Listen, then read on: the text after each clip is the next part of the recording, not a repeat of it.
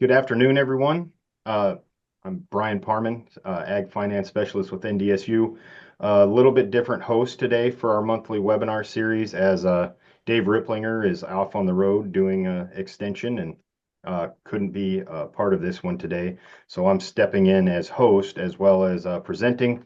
Um, we have to have myself included as well as Dr. Frayne Olson are going to have to step away concluding our presentations. So if you have any quick questions at the conclusion of either mine or Dr. Olson's presentation, he may have a little bit of time to answer those. Otherwise, as always, feel free to email.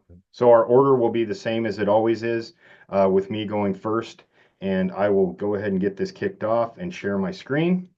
So today I'm going to just do a kind of a year-end macroeconomics update um, on interest rates and everything else. I know there's been some news and discussions about what's going to happen with the new administration coming in.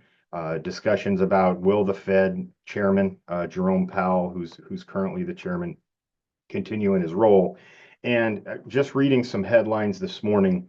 Uh, uh, the hedge fund manager, Scott Bessent, has been chosen by former and future President Trump to be our next Secretary of the Treasury.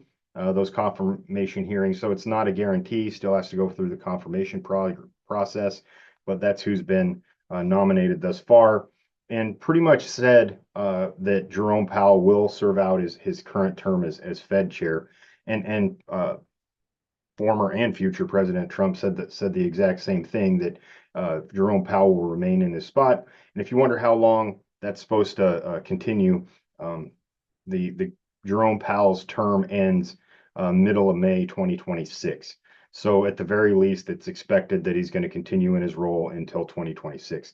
And just as an aside, fun fact, the longest two serving Fed chairs, William Martin from 51 to 1970, and then a lot of us remember Alan Greenspan, who was a Fed chair for almost 20 years, about little under 19 years, from 1987 to 06.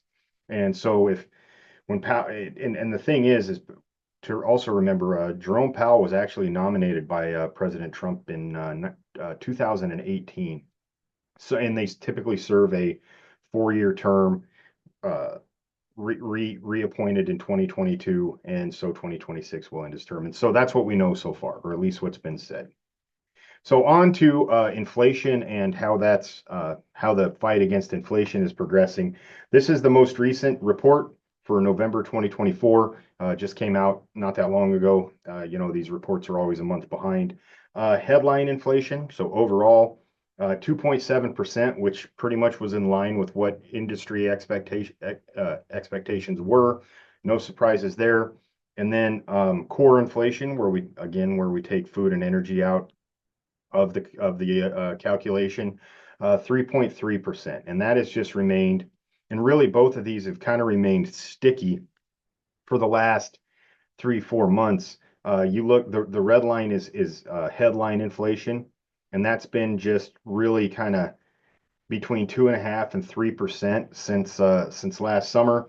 And core inflation just doesn't seem to, at least for the last 4 or 5 months or so, want to budge below that 3% mark. And the target for the Fed, the stated target is 2%, and it hasn't gotten there yet.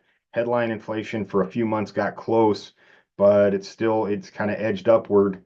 From last month was around 2.5, 2.6, up to 2.7.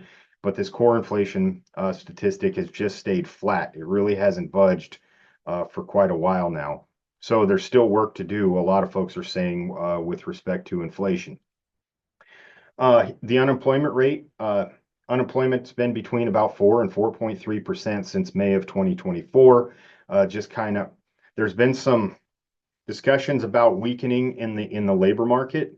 Um, Essentially, the number of unemployed has edged up since 2022, but it's starting from such a really low rate, below 4%, that 4.3, the natural rate of unemployment being around 4.5, still a pretty low unemployment number by and large. But the concern is weakness moving forward, that if I guess what many in industry and on TV or in the news are saying is if the Fed doesn't get out in front of it, we could see a more serious unemployment situation. But it would have to edge up pretty high because I just show on this graph, you go back to 2016 and it was closer to 5%, and all the way up to the financial crisis in '09, it was actually 10%. So really, the last, other than the big COVID spike, and I know that's important, we've really had a period of low unemployment, excluding the COVID period, since 2018, and really since 2016. Now, talking about what's going on and kind of projecting what's going to happen into next year, and not just this month, but for 2025. This is what real GDP growth has looked like since 2020. We had an odd period in the beginning of 2022, quarter one and quarter two, negative growth. Typically, that indicates a recession. The main thing being with that scenario was we didn't have high unemployment. We didn't have a lot of the other factors that come with those negative growth periods that would indicate a recession. But by definition, this was pretty close. This was around zero for quarter one and quarter two. So here's what the Philadelphia Federal Reserve is projecting for quarter four, which we're still in right now. So anything they say about it would be a projection, as well as 2025, the full year. And then we have the annual projections from the Philadelphia Fed, who puts out these projections for 25, 26, and 27. And they're talking about real GDP growth for this month that we're in right now of 2.2%, which is in line with kind of where it's been trekking along.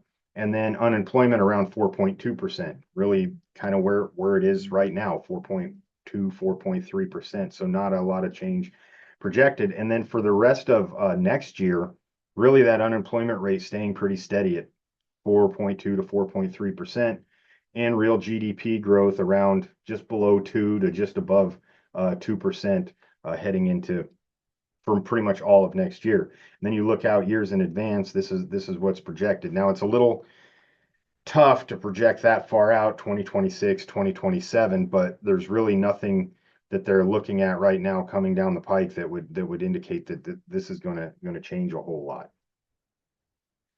So let's talk about real quick the Fed meeting that's coming up next week. And everyone in the market, for the most part, is expecting the Federal Reserve to cut rates by 25 basis points, or a quarter of a percent.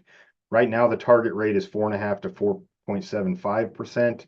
That would cut it to 4.25 to 4.5%. So again, a quarter. The vast majority, that's what's expected for the meeting next month. But for the market forecast for 2025 on what the Federal Reserve is going to do, the majority, so if you say this group right here expects rates to be cut down to at least 3.75 to 4%. So if we go back and we say, well, this rate cut's going to happen with a high degree of certainty, that would imply most people in the market are thinking that there will be another 0.5% cut throughout the year next year. And that's actually changed pretty dramatically from where things stood a few months ago because of these sticky inflation numbers, these headline inflation numbers of 2.7% and core inflation just refusing to come down below 3%. Market participants have revised their expectation for next year from the market was saying they thought there would be at least a 1 percentage point cut, or 4 separate quarter point cuts. So 25 basis points, 25, 25, and 25.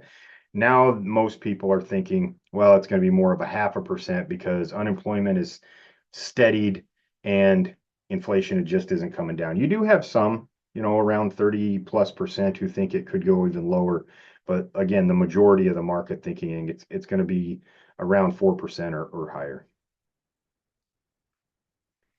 So what does that mean? Well, if we look at what the fixed rate mortgage has been, as of the December 6th, so last week, it's right around 6.7%. We had a drop down close to 6% for a lot of 2024, but the last few months, 30-year mortgage rates have actually gone up despite the lower federal funds rate. And that's, as I always say, because they're not directly tied together.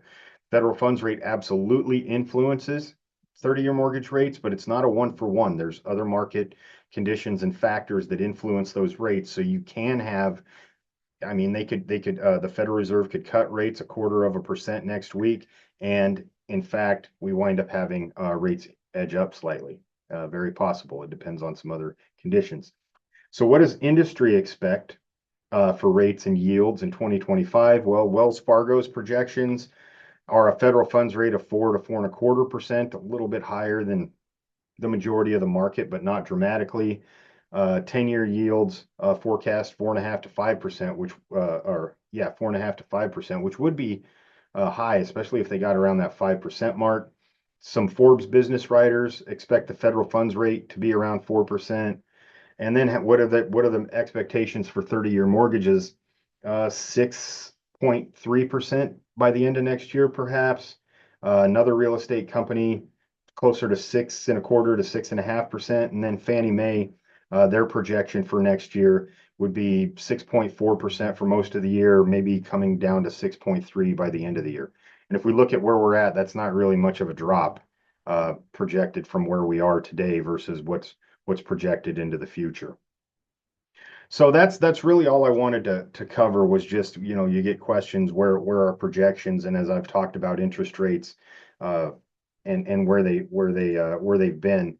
The biggest question is, well, what does that mean in the future? Well, this is pretty much the best estimates that I've found, and I tried to compile them from around industry as well as traders and market participants. And this is kind of a consensus on where things are going. In summary, 30-year mortgage rates, or I'll start with the federal funds rate, maybe coming down 0.5% from if there's a 0.25 basis point cut next month, down 0.5 to about 4 by the end of the year, and Treasury yields perhaps edging up to around 5, and then the 30-year mortgage rate maybe coming down 0.5% from 6.7 to 6.2 or so.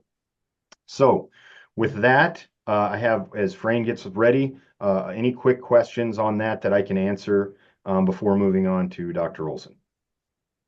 Go ahead and type them in the chat real fast, or the question and answer tool. Otherwise, of course, I can be emailed if there's anything that's a longer question or something you don't want to post here. My email's at the brian.parman@ndsu.edu, or you can just Google it if you forget, and that works pretty good too. All right, thanks again. Like I said, if you have any questions, feel free to email me, and I will turn it over to Dr. Olson. Thank you. All right, thank you, Brian. Good afternoon, Frayne Olson. I'm a crop economist, marketing specialist here at NDSU Extension. Once again, just like Brian, here's my contact information. If there are questions at the end of my session, please, we'll try and answer those. I do need to pop off because I have another meeting on campus that I need to get to, so I unfortunately won't be able to stay to the very end. But you can contact me. Cell phone is probably the most reliable. Email. I do have a very heavy travel schedule between now and the end of the year, so please be patient with me. I will try and get back to you as soon as I possibly can. So with that, let's dive in. Just try and provide a brief update on some of the December WASDE numbers, which is the World Agricultural Supply and Demand Estimates. We did not get an update to the production numbers for the major grains. There is some production number updates for some of the fruits and vegetables in this December report, but as far as the major grains, corn, soybeans, wheat, there's no production updates at this time. So I'm not going to be talking too much about production. Just as a sidebar, our final production numbers for the 2024 crop will be released in January. Now, we're not expecting any big shock value to that, but just understand up until that point, everything is a forecast, and it's primarily based off of farmer-based surveys. During this time period between that November report and the January report, USDA comes in and compares the survey information with the FSA as well as RMA data that comes in. And so that what they're doing is they're cross-checking to make sure that everything seems to be in a relative sense valid. And then in January, they came up with the final official last numbers for production in the United States, at least for the major crops. So something to look forward in January. So, couple takeaways. The WASDE report was relatively quiet. Um, it was positive for corn, which I'll explain in just a moment. Now, it's neutral for soybeans for sure, and I guess I considered it neutral for wheat. Some people are saying slightly positive for wheat, but I would still list it as neutral for U.S. wheat. Update on Brazil and Argentina weather conditions. They have been favorable. The forecast, extended forecast for the next 6 to 10 days is for continued favorable weather conditions. There are a few forecasters that are talking about, in their extended forecast, by the time we get into, let's say, mid-January, January timeframe, there might be a shift in the weather patterns, in particular in Brazil. But again, we'll have to wait to see. Those are pretty long-term forecasts, and I don't have a lot of confidence in those long-term forecasts yet. And the marketplace is not going to put a lot of risk premium into prices until we see that actually happening. The other thing that's creating some significant undercurrents, some rumblings and some concerns, is obviously discussions about U.S. trade and tariff policies, especially as the Trump transition team comes online and we get prepared for the president-elect to take office in January 20th. There's a lot of discussion about this. A lot of it has to do with expectations. And what the market is trying to figure out, to be realistic, is how much of the comments in the press have been made for political purposes, as I won't say rhetoric, but as political threats or political positioning or posturing, and how much of that will actually turn into real tariffs or real proposals. And then more importantly, if the U.S. does something, what will be the retaliation response from these other countries? Now, I'm going to save that topic about tariffs and trade for a future broadcast or a future recording. But I do want to talk about the weather and weather conditions today, just give you an update, because we'll know a lot more once we know some more about the players, and kind of the process that we're going through for a potential U.S. tariff system. All right, so let's talk about the reports. As usual, this is the ending stocks. So the blue line on top is the average trade estimate. So there's a survey done just before the USDA reports come out, and they ask 20 to 25 major forecasters or price analysts to put in, what are you expecting? What are you anticipating the USDA numbers to be? The blue line on top is the average trade estimate. So that's kind of the philosophy or the attitude in the market before the report comes out. I do give the highest trade estimate and lowest trade estimate just to give you an idea of the range. And obviously, if the range is very, very wide, there's a lot of uncertainty. If the range tends to be relatively narrow, there's more certainty or less, essentially room for shock or shock value. The black line highlighted towards the bottom is last month's information, and then the red highlighted at the very bottom is the numbers that we got out on December 10th, about 2 days ago. So as you can see, when you compare the trade estimate, what everybody was expecting to see versus what we actually got, the trade was essentially expecting some flat numbers. We actually had a slight reduction in carryover stocks, and the primary reason for that was because of an increase in the forecast for U.S. wheat exports. Now, as we go through time, that exports number in USDA forecast, they do tweak that up and down a little bit as we go through time. This is actually a larger rise, a larger increase in exports than I had expected. But it does provide some strength and some, I guess, anticipation in the market that our relatively good export sales for wheat are going to continue, and we'll be able to make some additional sales as we move forward. And I would agree with that perspective and philosophy based on what I see in the global wheat market. In the center column is corn. Again, the the average trade estimate was looking for a slight reduction in the corn numbers. We actually got a much larger reduction in the corn numbers. And the two main reasons, there was a pretty significant increase in corn exports in the forecast for total corn exports. And there was also an increase in the amount of corn going into the ethanol sector. And so The combination of those two brought these ending stocks numbers down because we didn't make any adjustments on the production side. So production stayed the same. We increased consumption or the forecast for consumption, and obviously our ending stocks come down a bit. So given on a stocks to use ratio, when we look at it in percentage terms, based on this forecast for ending stocks, the percentage would be very similar to what we saw last year. So from a percentage standpoint, it looks like about a push based on current expectations for carryover stocks. On the soybean, the last column, really was no change. All of the numbers in the December report were identical to those numbers that we saw in the November report. So there's no change. And really the trade, again, as you can see, was not expecting any major adjustments. So what are the things we're going to be looking for over the next several weeks? Obviously, we're headed into the holiday season, and the holiday markets tend to get very slow. So we essentially, in my opinion, have about one more week of pretty active trading. And then there's going to be, there will still be trade over the holidays, don't misunderstand, but it's going to be light trade. It's going to be slow trade. So two things can happen. The more likely scenario is that we have very quiet trading. Prices just kind of keep bouncing sideways throughout that, both the end of December and the first week into January. The other possibility is because there is light trade, because there aren't a lot of buyers and sellers in the marketplace, if there is a piece of news that is unexpected, if there is some shock to the system, if there's some, oh my gosh, what had just happened moment, prices can pop relatively quick because of that light trade. There isn't a lot of buyers and sellers. There isn't a lot of depth to the marketplace.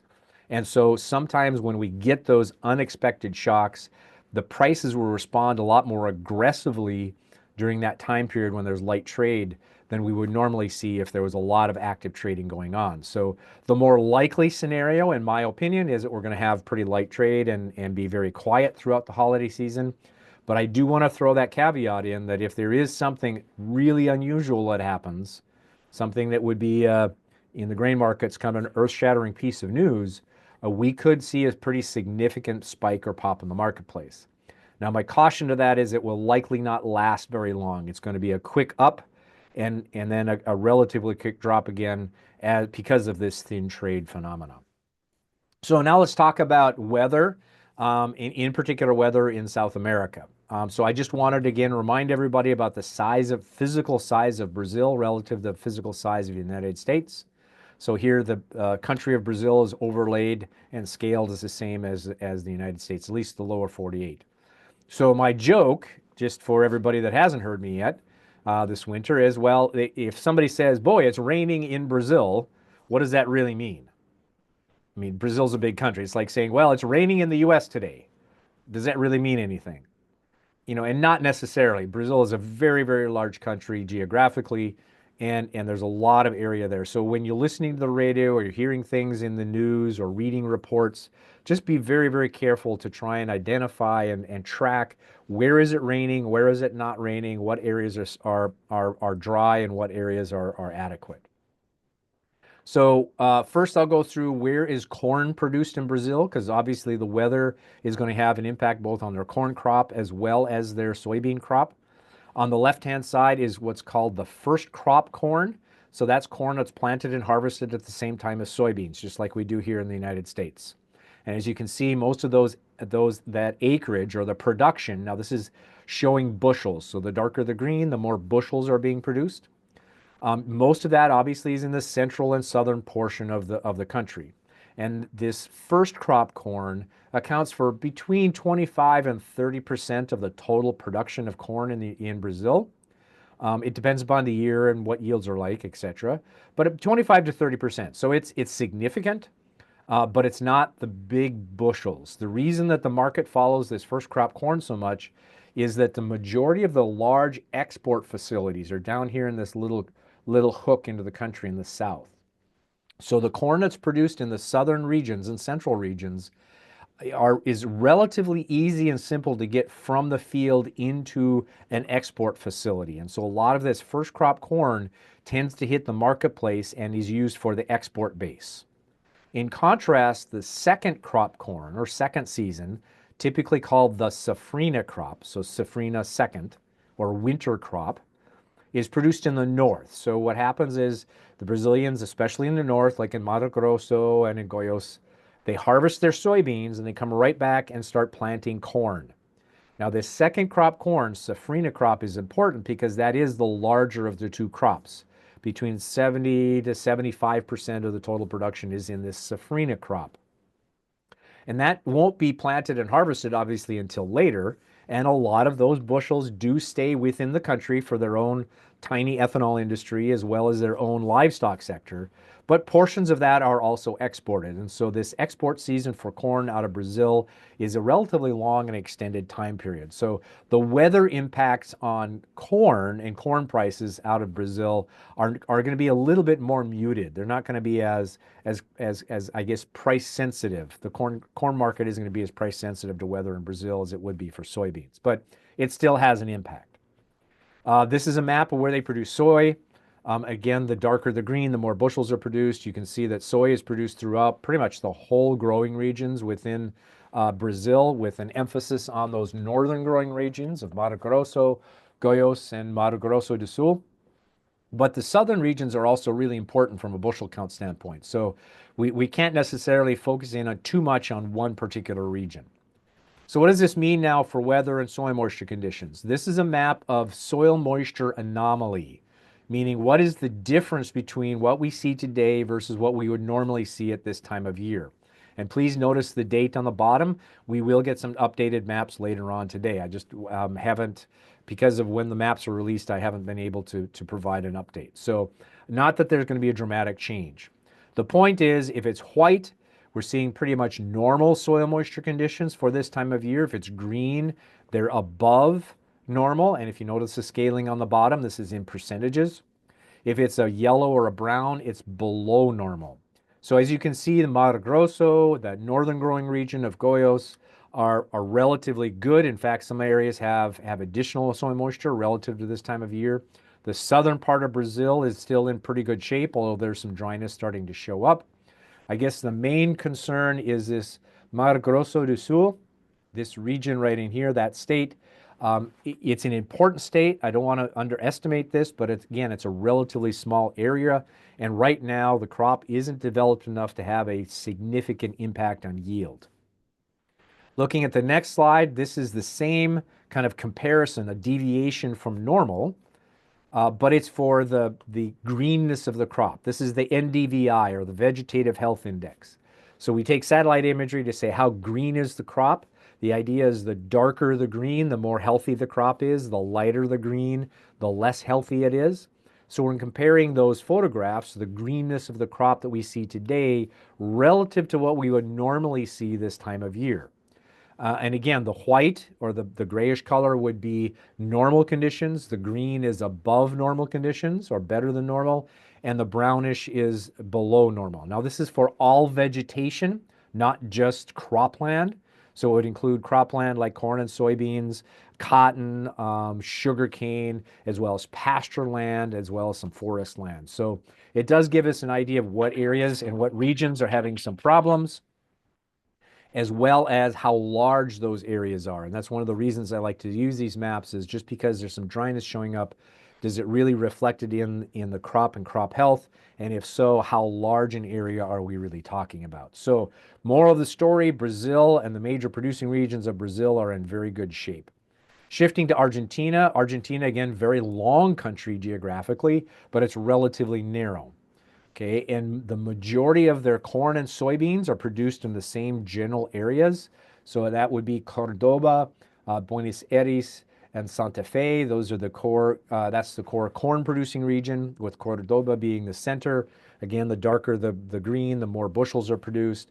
And we compare that to the soybean production regions, basically right on top of each other. Again, the corn planting and soybean planting and harvest are at the same time. So if there's a weather condition or a problem showing up in Argentina, it usually impacts both of those crops approximately in the same way. Looking at soil moisture conditions and how any kind of deviation from normal, as you can see, there's a lot of white, which indicates that we're looking at very normal soil moisture conditions. It was a bit dry coming into the spring, but they've had some recent rains. conditions in Argentina right now from the soil moisture standpoint looking very, very good. When we look at greenness of the crop or crop health, there are some areas that are showing up that are a little bit in the brownish category, but I do want to caution you that the planting dates and how quickly the crop comes out of the ground has an impact on these images. And so the crop in particular for corn and soybeans are really in the very early stages of development. They're just coming out of the ground. They're very young, and so I don't want to put a lot of pressure on these graphics yet or these maps. But as we get into the rest of growing season, I think we'll start to see if there are pockets or areas that are starting to show up that have some issues. So that's my last slide. I'll stop sharing. I'd be happy to try and answer any questions if there's something that comes into the chat here in the next minute or two. And again, I do appreciate your willingness to participate today. This is always something that we as a group really look forward to, and hopefully you find valuable also. So I'm going to just hang on for a second here in case there is something. If you do have some questions and want to reach out to me later on, please feel free to do that. I'd be happy to try and help out. Well, I haven't seen anything, Tim, so you're up. And thank you, and everybody have a great holiday season. Okay, good afternoon, everybody. Tim Petrie here, NDSU Extension livestock economist. Just going to talk some about cattle prices, and for the most part now, good news there. I haven't shown you this Fed steer price chart. I didn't show it to you last time, and so I bring it now because, again, the three biggest things that affect feeder cattle prices are Fed steer prices and supply, and then corn prices. And so start off with fed cattle, and I've been through this before with you before with the cyclically going up. We're at cyclical highs, and right at the red line is this year, the blue line last year, and purple 2022 right on down the line there by years. But anyway, we are the last several weeks been going up on fed cattle prices up to 191 last week, not quite as high as we were there at the end of June, up at 197, 198, but still increasing prices are good for feeder cattle prices, and we'll see that in a minute. And the December futures there in red on the right hand side, show continued slight improvement. And what we're really interested in, obviously, too, is next year, because next year's futures prices, when calves now being sold, or yearlings, or whatever they might be, when they might finish. And so the futures market as of now is anticipating, that's those gold squares up there, very similar to this year, or higher to begin with.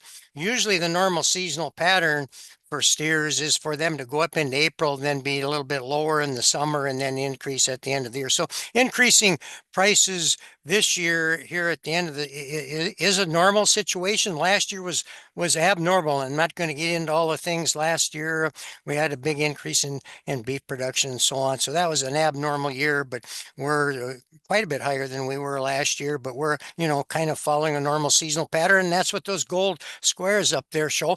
Supportive to feeder cattle prices, because at least now the futures market is showing, still record or near record prices there. So, and we'll talk about some of the factors that might affect that a little bit more in a minute. So let's move along then. I haven't talked about exports for a while, and the new export numbers came out. And so it's kind of interesting. On the top then is the value of exports. And you see the value of exports are running just a little bit higher than they were last year, which means export demand is good. Come back up here. Look at fed cattle are a little bit above where they were last year, and the value of exports are a little bit above where they were last year. So if I didn't bring the volume one by month, but our volumes of exports have been nearly identical to last year, but with a little higher prices, then that gives us a little higher value. Again, very, very supportive. Now, Frayne mentioned this. We're going into a very unknown, uncertain period concerning trade and possible tariffs and all that. And that is the one concern for the entire meat sector as well as beef, is what's going to happen there. On the bottom, then we show our customers, and Japan has been our longtime top customer, and we have a good trade agreement with them. And Korea has been an increasing customer. We have a good trade agreement with them. Looking at last month, the gold, that's red is Japan, green is China. The gold or green is Korea, but the gold is China. And you see that exports to China last month were the same as Japan. Japan was off a little bit, so Korea was number one. Japan and China were virtually tied there. And so there has been some talk that maybe that additional spark there from China might be getting some beef in there, with thinking that there might be some trade tariffs or whatever, and we don't know what that's going to happen. But anyway, trade in the meat industry is extremely important to us. Then you go on down, our a fourth and fifth customer are Mexico and Canada. And so there's been some talk about that. And, when we look at the other meats as well, we're the number one exporter of high quality beef and beef on a value basis. Brazil exports a little bit more volume than we do, but it's more low quality. So we're the leading exporter of high quality beef and the leading exporter of beef on a value basis. We're the leading exporter of pork. And again, Mexico is a good customer, and China as well, and some even into Canada. We're the number two exporter of chicken in the world, and only behind Brazil. And again, Mexico is our top customer there, and Canada is in there. So I'm not trying to scare you or anything. And like Frayne said, we're in a big time period of uncertainty now. I'm not predicting tariffs to occur or anything, but we are quite dependent on the export market. About $460 of every fed steer and heifer is dependent on the export market. So that's the one thing that we need to watch, and we'll try to keep you informed as that goes along. Now move to the calf market then. And again, when I talked to you a month ago, the calf market was sparking kind of contra-seasonally, when usually it would go down into October, November and pick up. And I last time mentioned that the corn was relatively cheap, and the smaller corn belt cattle feeders down there along southern South Dakota and across into Minnesota and Iowa were active buyers, and they still are active buyers. Or although as Frayne said, the ending stocks of corn went down. Corn back in the last couple of months has been relatively low, and has only went up, I think, around 25 cents or so. But that would be something to watch again. But anyway, so calf prices were sparked because of that, and because of increasing fed cattle prices. And also then now some things that have happened is the Southern Plains has been very, very dry. When I talked to you before, there really wasn't any wheat demand, but they've had really, really good rain. I just talked to my counterparts in Kansas, Texas, and Oklahoma this morning on a call, and there are much improved conditions there. And the winter wheat is even greening up, and the pastures. So that's helped a little bit on sparking calf prices. And then the other two things up there that have really helped calf prices, besides the low supply, is also related to international trade. And so let's get into that now. One, some of you have heard about this new world screwworm that was identified in southern Mexico. And so USDA has temporarily, as of November 22nd, suspended cattle from Mexico.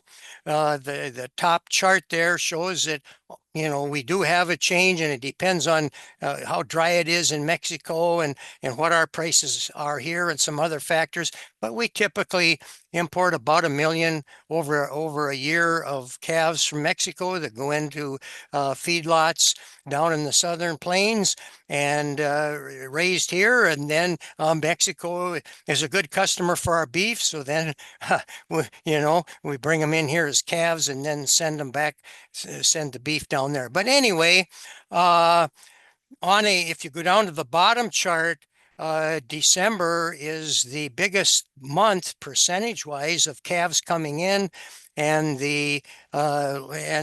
November is too, but the ban didn't go until November 22nd, so basically had the last week of November. So we're looking at right now probably, and we don't really expect, we don't know when the ban is going to be lifted.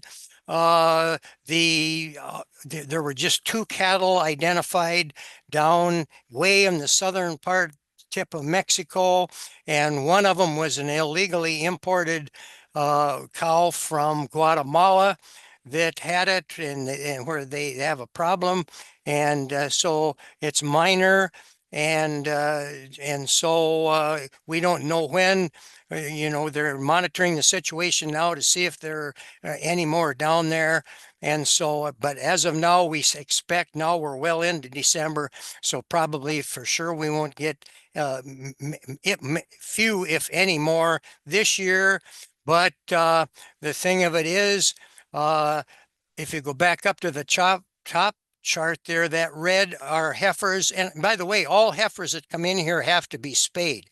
And Mexico is in a drought too, like Texas and up there have been.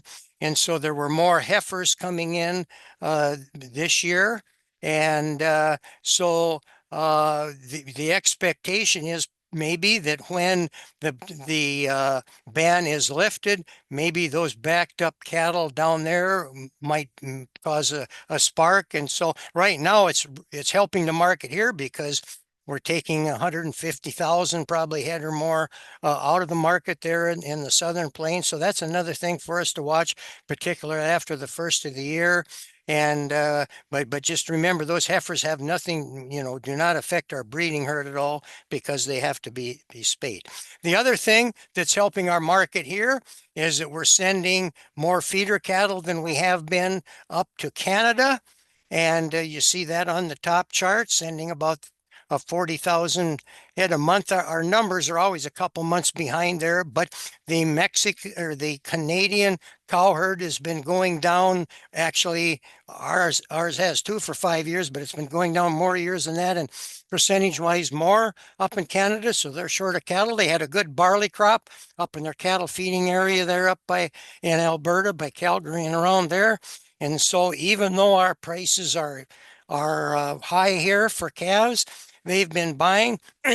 On the bottom, the USD market report out of Montana that came out on Monday for last week, you can see they're highlighted, says cattle over 500 pounds continue to be purchased heavily by Canadian buyers, as a majority of these cattle are being shipped north to feed. So that's also sparked our market, particularly up here with that demand. And so again, going into the future, we see the importance of Mexico and Canada, not only on meat, but cattle and so on. So that's certainly something that we're going to have to watch into the future. And then here's the heavyweight yearling cattle. Again, they've sparked up here in the last few weeks, basically because fed cattle went up, and corn is kind of holding in there. And those gold squares there are again next year that are, I think there's a little bit of risk off on futures there. The feeder cattle futures a few months ago were higher than this, and they got too high. And I've talked about this in previous webinars, and then they brought them down maybe more than they should have, and now they're back up, have rallied quite nicely the last month or so, and are up near last year's levels. And so again, things are, it's kind of interesting. Usually when fundamentals in the cattle business are good, they're all good. But when they're bad, they tend to be all bad. And right now, everything is going in our favor.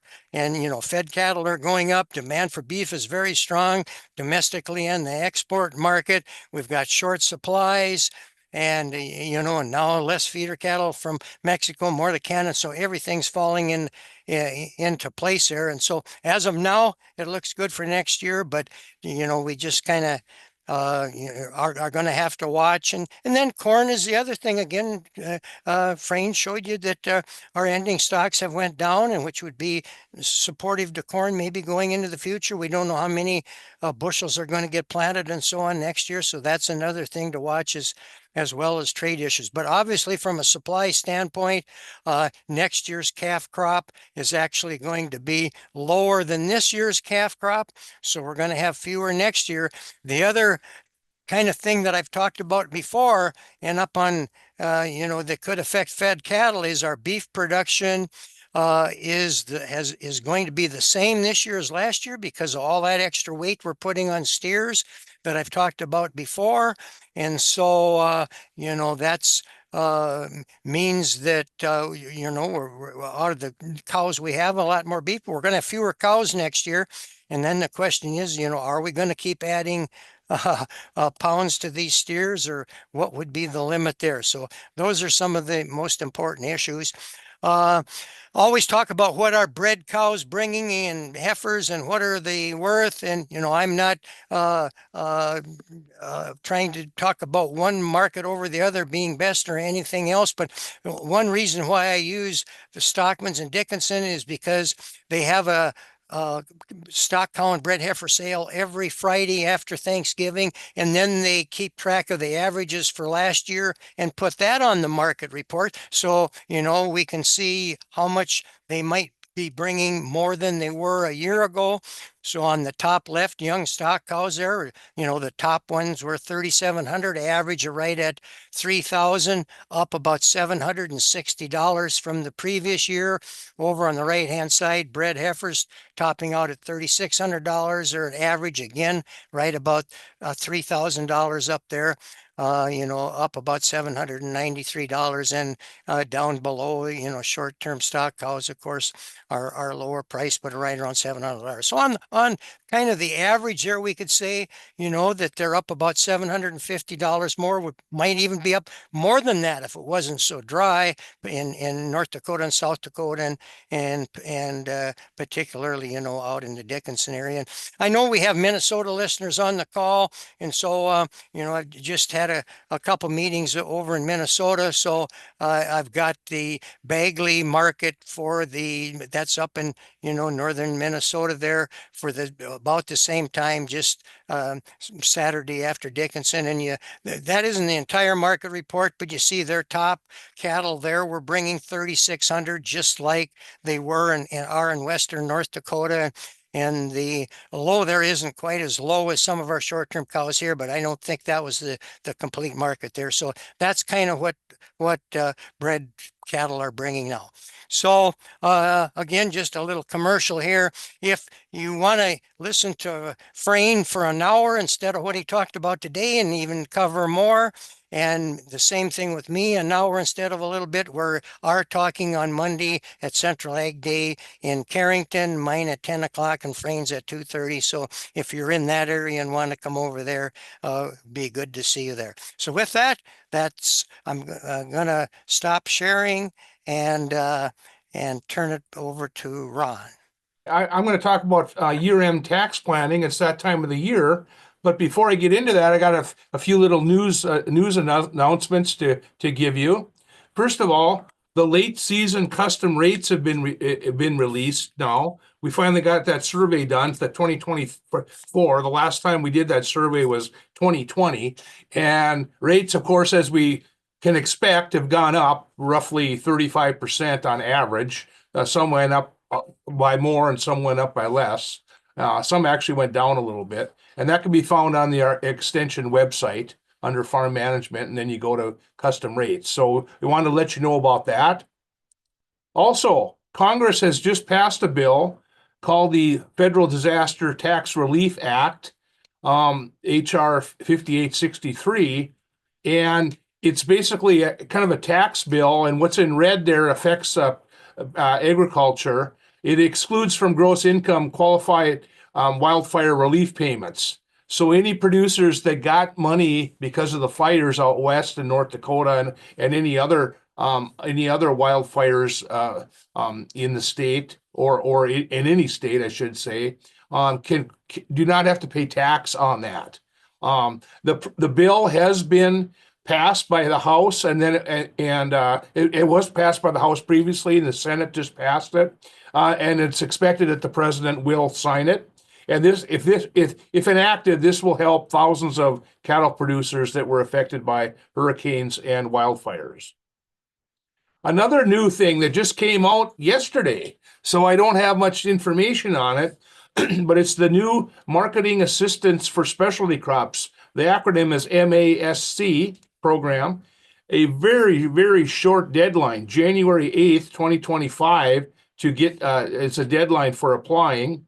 It's for specialty crops. When I first saw this come out, it didn't really kick in that, hey, fruits and vegetables, that would include dry beans. So any dry bean producers, be aware and get on the ball, and we'll see what you can contact FSA on that and see what they have. There is a fact sheet you can get off the USDA website. It uses the 2023 and 2024 production, and FSA is actually still getting trained on this. So probably don't bug them right in this week, but maybe next week when they know some more information, that you can give them a call and they can update you on what's going on. So now let's get into the farm income tax planning.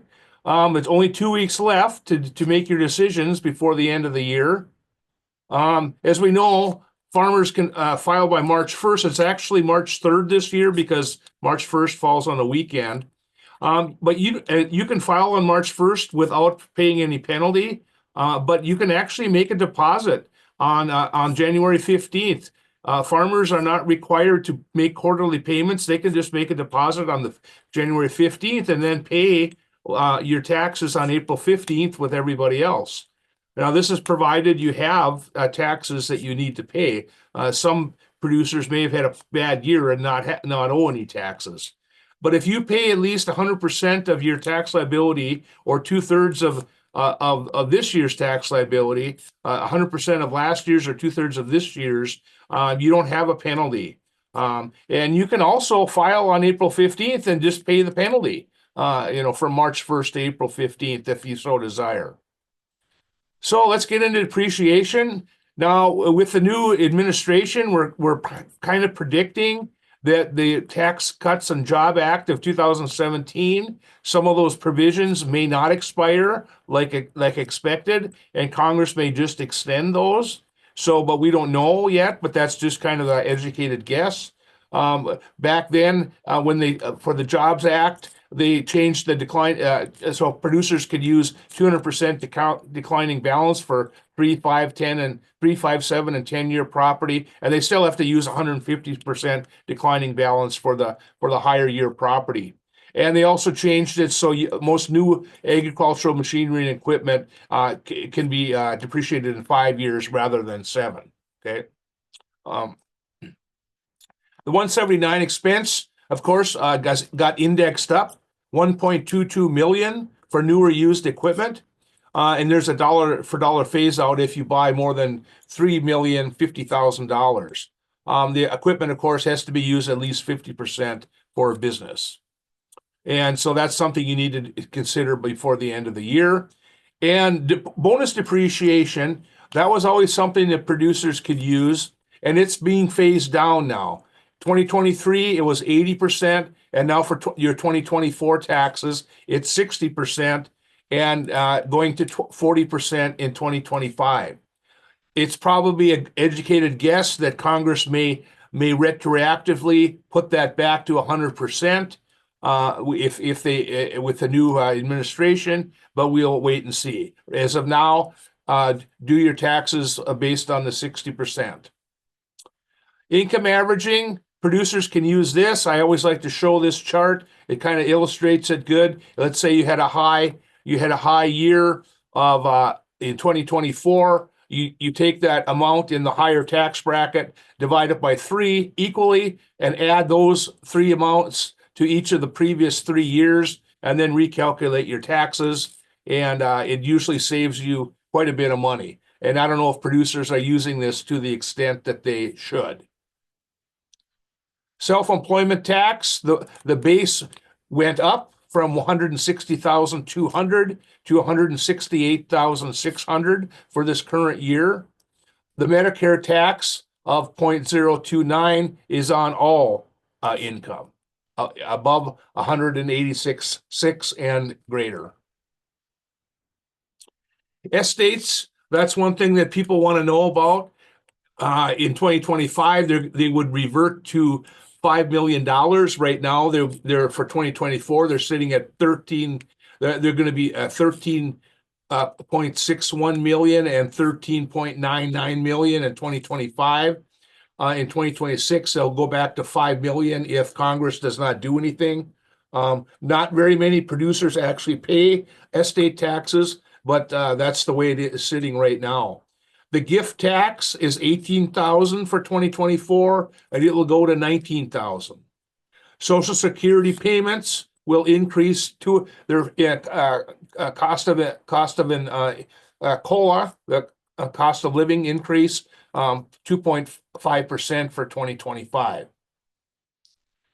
Reporting your crop insurance. Remember, you can only defer a physical loss.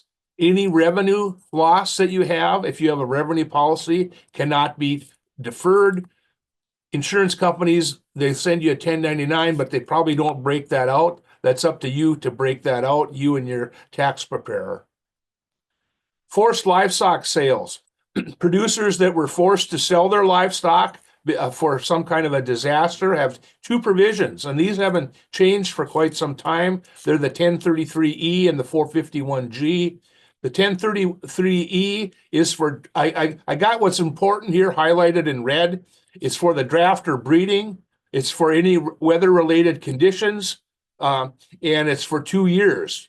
And you must replace the animals within 2 years. Remember, this is anything in excess of normal business practice. You need to document that. If there is a federal disaster declaration, excuse me, then the replacement period is 4 years. The Secretary of the Treasury can actually extend this further. There's some counties in certain states that have been extended for many, many years because it's always seems to be dry. It is a dollar for dollar replacement, not a head for head replacement. The other thing is the 451G. That's for not draft or breeding, but any livestock, any market livestock sold due to weather-related conditions. This provision, there must be a federally recognized and declaration. Okay, this is only, of course, for sales in excess of normal, and the animals are not replaced. The elected gain is simply put off till the next year. So the strategy could be you could maybe use the one section, the 1033, for your breeding livestock, and then use the 451G for your calves, just to make the maximum use of the provisions. You can also prepay expenses before the end of the year. Feed, fertilizer, seed, and chemicals can all be repaid. Usually it's probably a good idea to pay for things in the fall. They usually have a fall discount. But remember, you cannot deduct prepaid expenses that exceed 50% of your other deductible expenses.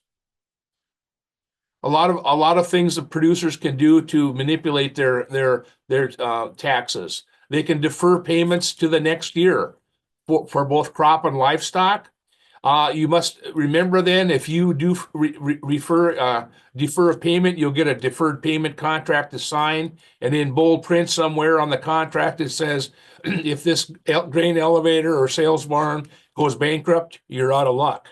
But North Dakota luckily does have a credit sale contract indemnity fund that is paid into, and if one or two elevators go broke, maybe you can get reimbursed from North Dakota. But if a lot of them do, maybe that fund will run dry. And it's also a good idea if you're doing some deferred contracts. If you're working on your taxes, your tax preparer, and you see, hey, I deferred too much grain. You can say, hey, you can choose not to defer a certain particular contract. So why not make more than one contract? Split them up a little, so then you have the option. always look at the IRS Pub 225. That is a publication that the extension people, the tax people from the extension services around the nation and the IRS put this publication together. And also always talk to your tax professional with any questions. So if there's any questions for Tim or I will stop sharing before we end up here. I guess we have one question in the Q&A here. Excuse me. It says, does the current way we report machinery trades, the sale and the amount and the sale amount and the purchase amount reduce the amount of dollars taxpayers pay, and is that a bad thing? Actually, it's kind of a wash. The way they do it now with the new system. No, I don't think it's you aren't able.